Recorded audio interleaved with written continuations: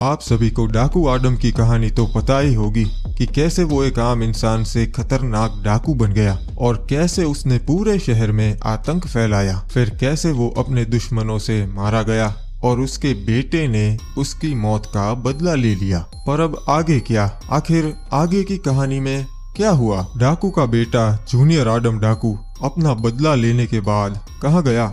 आखिर सारे क्रिमिनल्स कहाँ गए? ये सब जानने के लिए आपको ये पूरी सीरीज देखनी होगी। तो पेश है आपके लिए आदम डाकू की एक और नई सीरीज।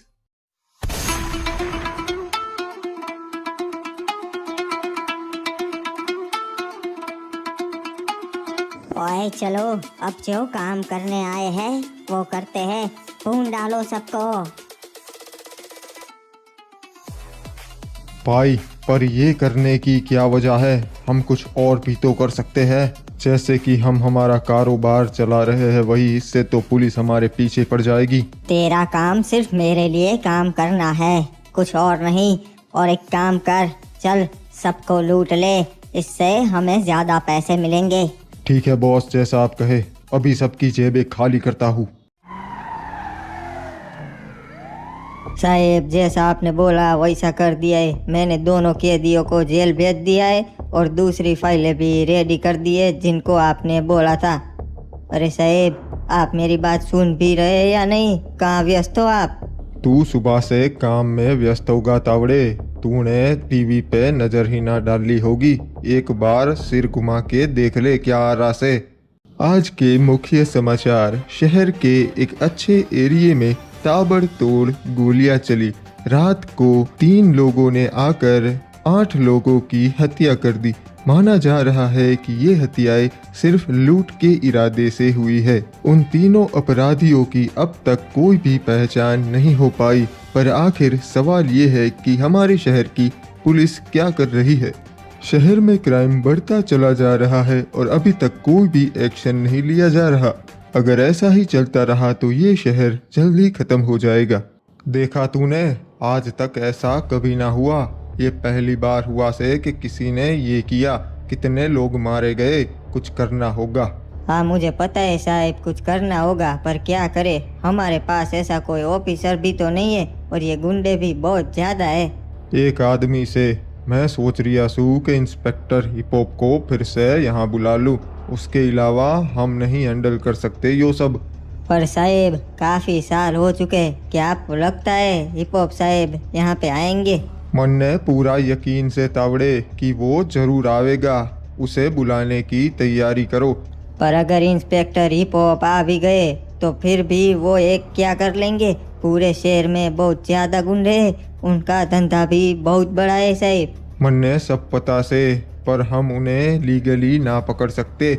इसलिए मैं हिपहॉप को बुलाना चाह रिया सू और हिपहॉप के पास कोई ना कोई तरकीब होगी। मन ने पक्का यकीन से। अगर ऐसी बात है तो फिर मैं अभी उन्हें बुलाता हूँ और उनका ट्रांसफर पेपर्स भी रेडी करता हूँ साहेब। तुझे मालूम है कि मैं तुझे यहाँ पे क्यों लाया हूँ? खैर वो छोड़, वो बाद में बात करेंगे। मैं ये कहना चाहता हूँ कि मैं यहाँ पे बोर हो चुका हूँ। कुछ करने को है ही नहीं। रोज उठ के मेरे पास सिर्फ एक ही काम होता है, तुम जैसों को ठिकाने लगाना। ना कोई यहाँ बड़ा माफिया है, ना ही कोई मेरे टक्कर का गुंडा। अब पता नहीं करूँ तो करूँ क्या। पहले के जमाने में मेरे भी खतरनाक दुश्मन हुआ करते थे, तब मजा आता था। अगर ऐसा ही चलता रहा, अगर मेरा कोई दुश्मन ही नहीं है, फिर तो मेरा दम घुट जाएगा। मैं अपने दिल की बात बता रहा हूँ। मैं यहाँ पे बोर हो रहा हूँ। मुझे लगता है मुझे कहीं और ट्रांसफर ले लेना चाहिए। खैर छोड़, जब तू तैयार हो तब बताना एनकाउंटर के लिए। तब तक बातें करते हैं। ये क्या कह रहे हो जे? एनकाउंटर नहीं, मेरे को छोड़ दो जे। और डरता क्यों है? रुक जा। अरे अरे, एक बार मेरी बात तो सुन ले। क्या करूं? मेरे मन की बात तो कोई सुनता ही नहीं है और फिर इसे मारना ही पड़ता। इसने 2-3 खून किए थे। और तावड़े मेरे भाई, बड़े दिनों बाद याद किया। क्या हुआ? पैसा चाहिए क्या? क्या? डीजीपी साहब ने इंस्टेंट बुलाया है। ठीक है, अभी पहुंचता हूँ।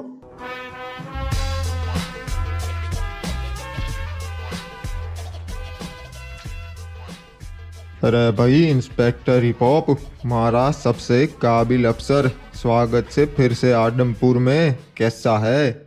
और डीजीपी साहब, मैं तो बहुत बढ़िया हूँ। खैर वो बताइए कि इतना अर्जेंट क्यों बुलाया है? पता है जहाँ मेरा पोस्टिंग है वो यहाँ से 200 किलोमीटर दूर है।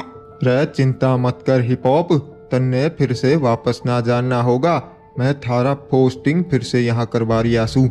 अच्छा, सुबह न्यूज़ देखी मैंने, उसकी वजह से मेरा पोस्टिंग यहाँ करवा रहे हैं क्या? डीजीपी साहब सच बताऊँ तो मुझे यहाँ पे बिल्कुल इंटरेस्ट नहीं है। साहेब, आपके बिना इन सबको मारना नामुमकिन है, ऐसा मत बोलिए। आपको पता है कि शहर में कम से कम 30-40 गैंग्स होगी और उनके पास 50-100 मेंबर्स। पता है कितने लोग हुए ये? मालूम से हिप हॉप, इसलिए तो तन्ने बुलाया से। देखिए डीजीपी साहब, मैं इस मैटर में कुछ भी नहीं कर सकता क्योंकि मेरा तरीका थोड़ा अलग है। अगर मैंने उन सब का एनकाउंटर करना शुरू कर दिया तो कल कानूनी कार्रवाई मुझ पे ही होगी कि सबूत के बिना तुम किसी को मार नहीं सकते, और हमें इनके खिलाफ ठोस सबूत को भी नहीं मिलेगा। आपने देखा ना, कल जो वारदात हुई उन तीनों को अभी तक किसी ने नहीं पहचाना। कैसे पकड़ेंगे, कैसे मारेंगे? देख हिप हॉप, हमारे पास और कोई रास्ता भी ना से, हमें कैसे भी करके इन गुंडों का सफाया करना होगा और थारा ट्रांसफर भी यही होगा, मैंने तय कर लिया से। अब तू कैसे करेगा वो सोचना तारा काम से। आपने तो मुझे बहुत ज्यादा मुश्किल में डाल दिया डीजीपी साहब, पर ठीक है, चलिए कोई ना, अब आप चाहते हैं तो मैं कुछ सोचूंगा। बहुत बढ़िया हिप हॉप, मन ने थारे से यही उम्मीद थी। फिलहाल तू रेस्ट कर, मैं तन्ने बताऊंगा कब से ड्यूटी पे आना से। ठीक है सर, जैसा आप कहे, शाम को मिलते हैं।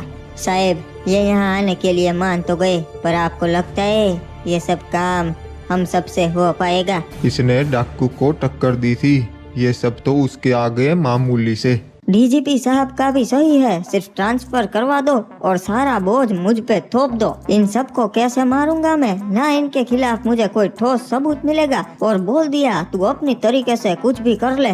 कमाल है यार इनका भी। एक मिनट, वो तो अभी भी यही रहता है। एक बहुत ही अच्छा आइडिया आया है, डाकू का बेटा वो अभी भी यही है। मैं उससे मिलने जाता हूँ, अगर वो मेरे साथ मिल जाए तो मैं पूरे शहर की गैंग का सफाया कर दूँ। देखिए, आपकी कार पहले जैसी नहीं हो सकती क्योंकि ये बहुत पुरानी हो चुकी है। समझने की कोशिश कीजिए। तुम दोनों को जेल भिजवा दूंगा मैंने कहा था मैं इसे थोड़ा बहुत ठीक कर सकता हूँ, मैंने ये नहीं कहा था ये बिल्कुल ठीक हो जाएगी। और मेरा आदमी काम कर रहा है, आप देखिए। अरे मैं पैसे किसके दे रहा हूँ? अगर देखो ठीक ना ही हुआ तो मजा नहीं आएगा, समझ गए तुम? हाँ ठीक है, मुझे 2 दिन का टाइम दीजिए, मैं कुछ करता हूँ। करना ही होगा, अगर ना ही हुआ तो मेरी पुलिस में बहुत पहचान है, समझ लेना। अब इन जैसों के आगे भी मुझे शांत रहना पड़ता है, पता नहीं क्या करूं। क्या हाल है जूनियर डाकू आदम? तुम तो बहुत बदल गए हो और गैराज खोल दिया। हाँ, ये क्या इंस्पेक्टर हिप हॉप, ये यहाँ पे क्या कर रहा है? और मुझे देख के चौंक क्यों गए? मैं तुम्हें पकड़ने नहीं आया, चिंता मत करो, मुझे पता है तुम अब शरीफ हो चुके हो। तुम यहाँ ऐसे ही तो नहीं आ सकते, मुझे पता है तुम्हें मेरा जरूर कोई काम होगा। सीधे मुद्दे की बात करो हिप हॉप। देख, मुद्दे की बात यह है आदम डाकू कि मुझे तेरी मदद चाहिए, बहुत ज्यादा। मुझे पता है कि तू अंदर से वही खतरनाक डाकू है, बस बाहर से ये शरीफी का नकाब पहना है तूने। अगर अपनी गाड़ी ठीक करवानी है तो वो कर दूंगा, बाकी मैं तुम्हारी कोई मदद नहीं कर सकता हिप हॉप। और क्या हुआ? तू तो खतरनाक डाकू हुआ करता था ना, लोगों का मसीहा, आदम डाकू का बेटा, जूनियर आदम डाकू। लोगों के लिए तू किसी को भी मार सकता था, अब क्या हो गया? मैंने अपना बदला ले लिया था, अब मेरी किसी से भी कोई भी दुश्मनी नहीं है। मुझे ये जिंदगी बहुत अच्छी लगती है, और वैसे भी क्रिमिनल्स भी मेरे साथ नहीं, उन्होंने भी अपनी जिंदगी चुन ली है। तू जानता है शहर में क्या हो रहा है, मुझे उसके लिए तेरी मदद चाहिए आदम। और इस बार तुझे पुलिस प्रशासन का भी डर नहीं लगेगा क्योंकि हम भी तेरे साथ हो गए, तू जो चाहे वो कर सकता है। बहुत अच्छा ऑफर है, पर मुझे मंजूर नहीं, मैं उस रास्ते पे नहीं जाना चाहता। और अगर अब तुम्हारा हो लिया हो तो तुम जा सकते हो और मैं भी अपना काम करूं। ठीक है, फिलहाल मैं जा रहा हूँ, पर अगर तेरा मन बदले तो तू कभी भी पुलिस स्टेशन आके मुझे मिल सकता है। मेरा ट्रांसफर यही हुआ है और वैसे भी अब से मैं यहीं पे रहने वाला हूँ। भाई कल हमने जो किया वो आज तक शहर में किसी ने नहीं किया। मुझे डर है कि हमारी पहचान ना हो जाए और पुलिस हमारे पीछे ना पड़ जाए, क्योंकि फिलहाल हमारा धंधा भी बहुत अच्छा चल रहा है। पुलिस का डर तुम मत रखो, हमें कोई भी नहीं पहचान पाएगा। सबको अपनी जिंदगी प्यारी है और दूसरी गैंग्स को पता चलना चाहिए, क्योंकि उससे हमारा खौफ बढ़ेगा। पर भाई कहीं ऐसा ना हो कि दूसरी गैंग को जलन हो हमसे और वो हमारी सारी इंफॉर्मेशन पुलिस वालों को दे दे। ऐसा कभी नहीं होगा, क्योंकि पूरे शहर की गैंग्स के रिश्ते हमारे साथ बहुत अच्छे हैं। कोई भी हमसे गद्दारी नहीं करेगा, सिवाय एक उन क्रिमिनल्स के। वो साले बहुत खतरनाक हो चुके हैं। एकदम सही कहा भाई आपने। अगर पता चल जाए कि सालों का अड्डा कहाँ है तो वहाँ जाके पांचों को मार दूं अपने हाथों से। उनकी भी चिंता मत करो, सुना है वो बहुत पहले ज्यादा खतरनाक हुआ करते थे। उनका कोई लीडर था डाकू करके, पर अब शायद वो मारा जा चुका है। तो क्रिमिनल्स उतने भी ताकतवर नहीं है हमारे मुकाबले। फिर तो हमें उनसे डरने की भी कोई जरूरत नहीं भाई।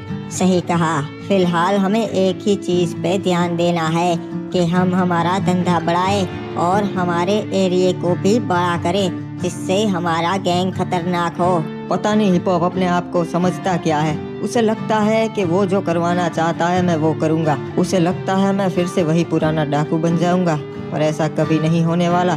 खैर वैसे भी मुझे पता भी नहीं कि अब क्रिमिनल्स कहाँ है, जिंदा भी है या नहीं। चल, तेरे पास इतना भी पैसा है, निकाल सब। देख भाई, मेरे पास कोई पैसे नहीं है, समझ गया? अपने हाथ ऊपर कर और जमीन पे बैठ चुपचाप। मैंने बताया ना, मेरे पास मेरी बाइक के अलावा कुछ नहीं है। ठीक है शाणे, फिर मैं तेरी बाइक ले जा रहा हूँ। कभी कभार लगता है कि हिप हॉप ही सही है। मुझे ऐसे शरीफी का नकाब फेंक देना चाहिए और जो मैं पहले था वही बन जाना चाहिए।